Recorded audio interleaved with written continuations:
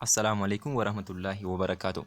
Tolega arras deebinee dhufnee jirra. Barnoota herregaa kutaa 8ffaa Gilgala Shantuqaa takkaan qabadhee isiniif dhiyaadhee guutummaa isaati. Meegaa jalqabatti warreen chaanaalii kanaaf maatii ta'an like share gochuu hin dagatinaa jecha koomentiin illee nu jajjabeessaa, warreen nu jajjabeessaa jirtan illee baay'ee galatooma jecha, warreen maatiin ta'in ammoo adaraa keessan subscribe waan jettu san tuqaa jecha. Mee kallattumaan gara barnoota keenyaatti haa seennu. Gaafii tokkoffaalleen dalagamee ture. Gaafii tokkoffaan dalagamee ture. Yoo safarri kofoota keessa rog-sadee 2 beektaa, 3 beektaa fi 4 beektaa ta'an tokkoon safara kofa rog-sadee kana barbaadi jaa. Egaa tokkoffaa dalageetiin jira. Tokkoffaa irratti rog-sadee asiin 2 beektaa asiin ammoo 3 beektaa asiin 4 beektaa yoo ta'e, kana jechuun 2 beektaa ida'uu 3 beektaa ida'uu 4 beektaan wal qixanii tahaa digirii 180 akka inni ta'eeti. Tolegaa 9 beektaan wal qixanii tahaa 180 digirii jala 9 gaafa jennu beektaan wal qixanii tahaa 20 ta'a, 20 digirii ta'a. Egaa kana jechuun gatiin nuti barbaannu kan tokko kofoota hundaati. Kan kofoota hunda irratti uumamudha waan ta'eef gatiin beektaa keenyaa 20 digirii eega ta'e, beektaan isaan hunda cinaa jira waan ta'eef 2 beektaa bakka jiru sanitti immoo 2 baay'isuu 20 digirii jenna. Kana jechuun kofa A irra jiru verteksii A irra jiru 40 digirii akka inni ta'e beeknaa jechuudha. Itti aanee kofa verteksii B irra jiru yoo barbaanne 3 baay'isuu 20 wal qixanii tahaa 60 digirii jenna. 60 digirii. Akkasuma inni itti aanu 4 baay'isuu 20 bakka beektaa 20 waan ta'eef 4 baay'isuu 20 80 digiriidha. Tolegaa akka kanaa jechuun kofoota A irratti verteksii A irratti kan uumamu 40 digirii, verteksii B irratti kan uumamu 60 digirii fi verteksii C irratti kan uumamu immoo 80 digirii. Ida'amni isaan kanaatis yoo walitti ida'ane 180 ta'a jechuudha. 40 ida'uu 60 ida'uu 80 wal qixanii ta'a 180 ida'ama kofoota keessa rog-sadee nuuf kennaa jechuudha. Gara biraatiin gaafii lammaffaatti yoo ceenu, gaafii lammaffaan isa kana jedha. Rog-sadee tokko keessatti safarri kofa tokko 30 fi safarri kofa lammaffaa immoo 2 safara kofa sadaffaa ta'a jedhe. Safara kofoota rog-sadee kanaa mara barbaadi jedhe. Amma asirratti tokko qofa nuu kenne. Kana jechuun safara kofa tokko 30 digirii, safarri kofa lammaffaa immoo 2 safara kofa sadaffaa ta'a jedhe. 2 safara kofa sadaffaa ta'a. Amma kofa sadaffaa san hin beeynu. Yoo safara kofa sadaffaa san jijjiiramaa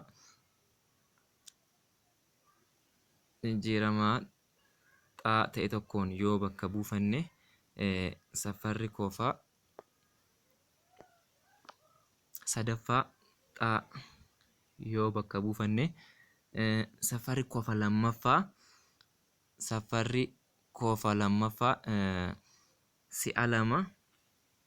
si'a lama safara isa kofa sadaffaa san jee si'a lama isa safarri kofa sadaffaa jechuudha. Kofa isa sadaffaa irra jiru yookiin akka caarratti jiru yoo jenne, safarri kofa lammaffaa immoo dachaa isa sadaffaa sanii baarratti kan jiru yoo jenne,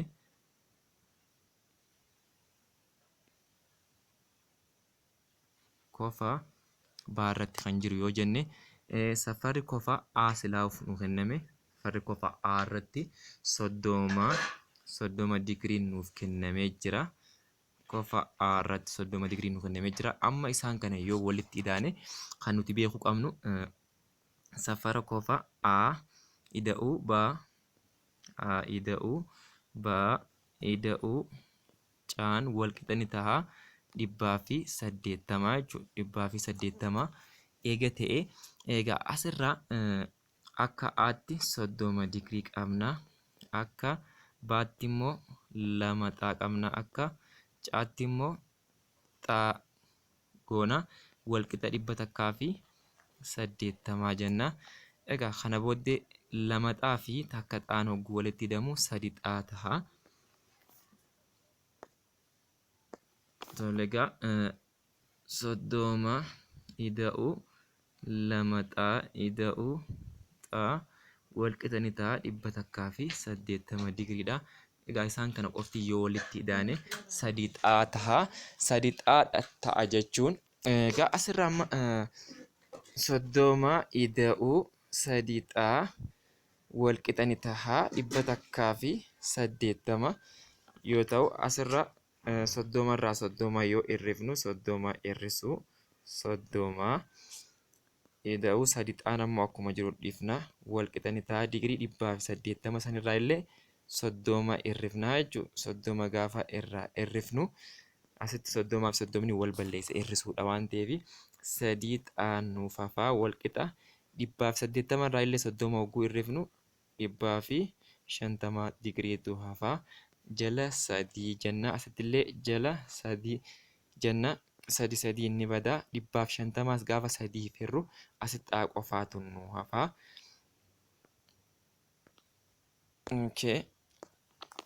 Xaan wal qixa ni taha 150 jala 150 jala 3 jechuun xaan keenya wal qixa ni taha 50 digriidha jechuudha. 50 digriidha. Amma gatii xaa arganne malee tokkoon tokkoo qofoota A irratti uumame kan kenname alatti B irratti kan uumame hin beeknu. A irratti kan uumame garuu 30. Egaa B irratti kan uumame immoo B'n maal ja'a walakkaa qofa isa sadaffaati ja'a. Qofa isa sadaffaa san garuu maaliin bakka buufannee jijjiirama xaadhaan bakka buufanne waan ta'eef isa kana argannee jira 50. 50 baay'isuu 2 yoo jennu 100 taha. Bakka B'aatti 100 argannee jirra. Bakka Caatti ammoo Caan kan inni bakka bu'u qofa sadaffaa waan ta'eef xaadhaa wajjin wal qixxeedha. Kana jechuun 50. A irratti immoo duraanuu nuu kennamee jira waan ta'eef 30. Egaa 50 isa C irra jiru ida'uu 30 isa A irra jiru 80 ta'a. Dhibbi immoo digrii isa qofa B irratti uumame yookiin qofa isa lammaffaati waan ta'eef 180 ta'a jechuudha hogguu walitti idaanu. Walitti idaanuun 180 arganna. Kanaafuu deebii gaaffii lammaffaatiif kofti tokkoon isaa barbaade kan jiruuf qofa A irratti silaa nuu kennee jira. 30 qofa B irratti immoo 100 qofa C irratti jennee yoo fudhanne C irratti 50 jechuudha. Tole kallattumaan gara gaaffii sadaffaatti haa dabarru. Reeshoon safara kofoota rog-sadii tokkoo 5 reeshoo 6 reeshoo 7 yoo ta'e safara kofoota tokkoon isaanii barbaadi ja'a. Safara tokkoon kofoota isaanii gaafa barbaannu kanaas lakkoofsa inni ittiin salphate hin beeknu. Mee asirraa kaane garuu lakkoofsa hin beeknu waan ta'eef 5 xaa haa jennu. 5 xaa ida'uu teettaa jechuu dandeenya. 5 xaa ida'uu 6 xaa ida'uu 7 xaa wal qixa meeqa nuu kennaa 180 digrii nuu kennaa. Tole egaa isaan kana hundaa hogguu wal idaanu 5 ida'uu 6 11 ida'uu 7 18 xaan wal qixa 180 ta'a jechuudha. Jala 18tiif yoo hirre kanaas 18tiif yoo hirre gatiin xaa keenyaa yookiin lakkoofsi dhaabbateessa inni ittiin salphate san yoo barbaannu meeqa ta'a 10 ta'a jechuudha. 180 gaafa 18tiif hirru 10 ta'a dhaabbateessa isaanii kan isaan hundaa'u baay'isuu jechuudha yookiin hawaagaan isaanii jechuudha. Kanaaf gaamma kudhaniin yoo baay'ifne isaan kana hundaa kudhaniin baay'ifne yoo walitti idaane 180 argannaa jechuudha. Kana jechuun kudhanii yoo baay'ifnu inni jalqabaa shan baay'isuu kudhanii jechuun akka qofa'aatti yoo fudhanne 50 tahaa. Inni itti aanu 6 waan ta'eef 6 baay'isuu kudhanii jechuun 60 tahaa. Inni itti aanu 7 waan ta'eef 7 baay'isuu kudhanii wal qixanii tahaa 70 tahaa. Tole egaa isaan kun hundi yoo walitti ida'an immoo 50 ida'uu 60 10 ida'uu 70 jechuun gaafa walitti ida'anu 180 jechuudha. Kanaaf tokkoon isaanii barbaadisa jiru irratti tokkoffaa 50 ta'a. Inni itti aanu 60 itti aanu immoo 70 jechuudha. Akka kana ta'a. Amma immoo gara gaafii afuraffaatti yoo dabarre rog-sadeewwan armaan gadii irratti hundaa'uudhaan gatii xaa barbaadi ja'a. Rog-sadeewwan armaan gadii irratti hundaa'uudhaan gatii xaa barbaadi ja'a. Tole egaa gatii xaa yeroo barbaannu asirratti gatii xaa barbaaddu jechuun baay'ee salphaadha. Innis dhiifama jidduudhaan namaan bilbilaa jira waan ta'eef. Gatii xaa barbaaduudhaafis kunis baay'ee salphaadha. Qofoota jiran irratti gatii xaa qabatee kan jiru hundaa walitti idaana. Mee isaas haa walitti idaanu. 6 xaa ida'uu 10 ida'uu 2 xaa ida'uu 5 ida'uu 3 xaa.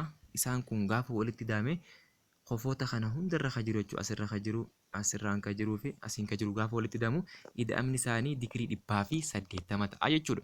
Tole egaa asii 6 xaa jira. As keessatti immoo 2 xaa jira. Asittis 3 xaa jira. Jijjiiramaa akka qabu qofti walitti idaana jalqabatti 6 xaa ida'uu 2 xaan 8 xaa ta'a. 8 xaa ida'uu 3 xaan 10 takka xaa ta'a. Zeen 10 takka xaa ida'uu kan jijjiiramaa if cinaa hin qabne gaafa walitti idaanu immoo kan jijjiiramaa if bira hin qabne yeroo walitti idaanu.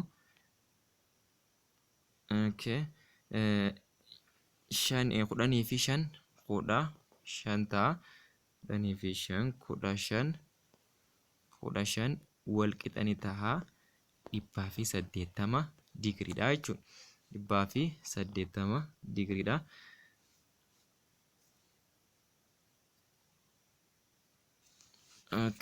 Asitti gaafa deebinu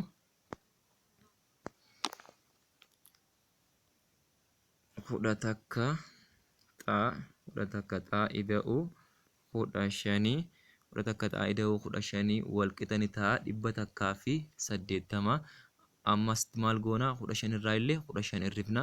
180 irraa illee 15 irrifna. 15 ni bada. 10 takka xaan wal qixanii tahaa 165 ta'a. Tole 165 10 takkaaf asittis 10 takkaaf gaafa hirru gatiin xaa keenyaa meeqa ta'a? Gatiin xaa tole asitti 10 takka yoo goone 16 10 takkaaf gaafa hirru takka gahaa. Ammallee deebinee asitti 5tu nu hafa waan ta'eef 55 10 takkaaf gaafa hirru 55 illee 10 takkaaf gaafa hirru 5 ta'a. Kanaafuu gatiin xaa yookiin bakka xaatti kan bu'uu danda'u 15. Mee 15 bakka xaa kana haa buufnu. 15 bakka jijjiiramaa yookiin bakka xaatti yoo buufnu. Tokkoon qofoota kana barbaaduuf 15 gaafa buufnu 2 baay'isuu 15 jenna. Ida'uu 5 maaliif gatii bakka kana jiru beekuudhaaf. 2 baay'isuu 15 jechuun 30 ida'uu 5 jechuun 35 ta'a jechuudha. 35 digirii 35 digiriin kan eessarra jiru kan bakka tana jiru 35 digirii ta'a. Asitti immoo bakka kana kan jiru ammallee 6 baay'isuu jaha baay'isuu kudha shanii ida'uu kudhaniiti. Jaha baay'isuu kudha shanii jaha baay'isuu kudha shanii meeqa nuu kennaa yoo jenne jaha baay'isuu kudha shanii sagaltam nuu kennaa. Sagaltama ida'uu kudhanii jechuun dhibba ta'a. Dhibba digriidha. Dhibba digrii jechuun ka bakka kanarratti uumamu jechuudha. Asirratti ka uumamu yoo barbaannu immoo kudha shan baay'isuu sadiiti. Asirrattis sadii baay'isuu kudha shaniiti. Sadii baay'isuu kudha shanii meeqa ta'a? 45. 45 ka bakka kanaan uumamu jechuudha. Egaa amma asirra isaan kan hundaa'u yoo walitti idaane si'a takka dhibba harkannee si'a takka 45 si'a takka immoo 35 harkannee tokkoon digriiwwan kanaa gaafa walitti idaanu masti digrii 180 nuu fiduu qabaa jechuudha. Mee haa walitti idaanu 35 ka eessarraan jiru haa bakka tanaan jiru 35 ka harkannee haa asiin jiru ammoo dhibba ida'uu haa bakka tanaan jiru kan ammoo 45 kana yoo walitti idaanu tolegaa 35 fi 45 80 ta'a. 80 fi dhibba jechuun 180 walqixa 180 ida'ama kofoota keessa rog-sadee san nuuf mirkaneessee jira jechuudha. Gaafuma afuraffaa jalaa Roomaan nambar 2 yoo ilaallu Roomaan nambar 2 irratti ammallee bifuma wal fakkaatuun yoo dalaynu ida'uu afur ida'uu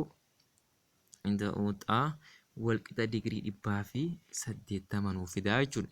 Meegaa gaafa walitti idaanu ida'uu afur 5 ida'uu jechuun 6 asitti 6 walqixa 180 jala 6 asittillee 6 xaan walqixa ni taha. 180 gaafa irru 18 jaafiru jechuudha. Kanaas meeqa ta'a? 30 taha. 30 digrii jechuun gatii xaati. Bakka xaatti yoo buufnu kana jechuunis bakka xaatti yoo buufnu asirratti qofti bakka tanatti uumamuu fi bakka tanatti uumamu 30 digrii ta'a. Asitti ka uumamu kana garuu afur baay'isuu bakka xaatti meeqa arganne 30 sanii yoo baay'ifnu 120 ta'a. Hunda isaanii yeroo walitti idaanu immoo 120 san ida'uu 120 ida'uu 30 ida'uu amma 30 walqixa ni ta'a 180 jechuudha. Kunis mirkaneessa ida'ama kofoota keessa rog-sadeeti. Mee gara gaafii shanaffaatti fi isa dhumaatti haa seennu. Gaafiin shanaffaa fi inni dhumaa akkana jedha. Rog-sadee A baacaa keessatti yoo safarri kofa A ida'uu safara kofa B'n digrii 110 yoo ta'e kofa A ida'uu safara kofa B'n walqixa meeqaa 110 digrii. Ammallee safara kofa A ida'uu safara kofa C'aan walqixa ni tahaa 130 yoo ta'an safara kofa A safara kofa B fi safara kofa C'aa barbaadi jedhe. Egaa asirraa wanti nuti beeknu safara kofa A ida'uu B'n walqixa 110 nuu kenna. Akkasuma safara kofa A ida'uu C'aan 130 nuu kenna. Egaa asirraa wanti beeknu safara kofa A ida'uu B ida'uu C'aan walqixa ni tahaa 180 digrii akka inni ta'e beekamaadha. Ida'ama kofoota keessa rog-sadeeti waan ta'eef garuu A fi B'n nuu kenname. A fi B'n hogguu walitti ida'aman meeqa nuu kenna? 110 nuu kenna. C'aan garuu nuuf hin kennamne waan ta'eef ida'uu C'aan walqixa 180ti. Asitti egaa 110 kanarraa yoonii fi 110 hirrifne 110 yoo hirrifne asittillee 180 irraa 110 10 hir'isuu qabna jechuudha. Dhibbaa 10 gaafa irraa hir'ifnu asitti dhibbaa 10 irraa dhibbaa 10 irratti jechuun caa qoftiitu nuuf hafa. Caan kophan nuuf hafe jechuun 180 irraa 110 gaafa hir'ifnu 180 irraa 110 gaafa hir'ifnu 70tu nuuf hafa. 70 jechuun qofa caa argannee jirra jechuudha. Qofa caa argannee jirra. Qofa caa eega arganne safara qofa caa arganne jechuun asitti ol deebinee ammas ida'uun caan walqixa 130 kun kennamaadha waan ta'eef garuu nuti bakka caatti meeqa arganne 70 arganne. Ida'uu 70 walqixa 130 jenna jechuudha. 130 maaliif? Ida'uu caatu 130 waan ta'eef ida'uu 70 walqixa 130 jenna. Caan keenya nuuf kenname arganne waan ta'eef. Amma deebinee 70 irraa 70 hir'ifnaa maaliif kana qofatti hambisuuf asin mallattoo ida'uu jira waan ta'eef faallaa isaa hir'isuu goona. 70 irraa 70 gisee hir'ifnu wal balleessee asitti qofaatu nuuf hafe. Asitti illee waan walqixa kanaa asi goone walqixa kanaa achittis godhuu qabna waan ta'eef asittis 70 irraa hir'ifnaa jechuudha. 70 gaafa irraa hir'ifnu 130 irraa jechuudha. 70 gaafa hir'ifnu 60tu nuuf hafa. 60 nuuf hafa. Qofti irratti uumamu 60 jechuudha. Qofti irratti uumamu 60. Amma kan nuuf hafe qofa isa baarratti uumamu jechuudha. Qofa isa baarratti uumamu beekuudhaafis qofa isa baarratti kan uumamu